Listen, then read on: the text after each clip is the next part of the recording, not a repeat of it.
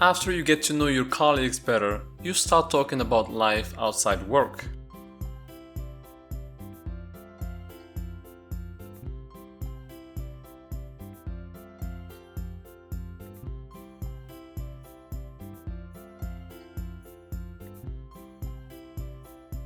James has traveled all around the world. Do we know when he did this? No, it's not really important. What's important is the experience itself. Is he still alive? Yes, he's still alive, which means the experience is still with him. What do we say if he's dead? James traveled all around the world. We use the past simple. Another use of the present perfect simple is to talk about an experience people have had at some point in their lives. When it happened is not important. But that's not the aim of the lesson.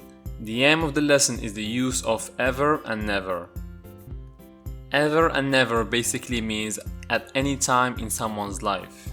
Ever is very common in questions. Don't use ever in your answers. Ever is not used in positive or negative statements. It's only used in questions with the present perfect. We use never to talk about life experiences that we haven't had. We often use ever and never with the present perfect, but they can also be used with other tenses. Back to our first examples.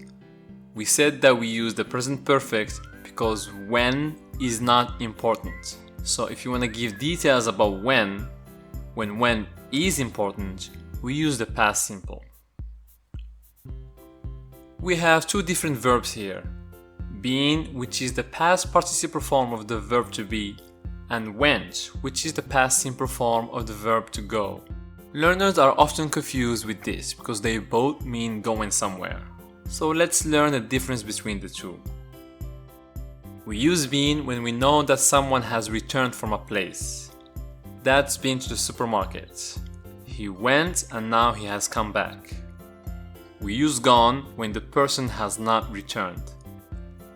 Dad's gone to the supermarket. He is still at the supermarket, or he didn't come back. Has Sarah gone to school today? What we mean is she at school now? In questions with ever, we always use been.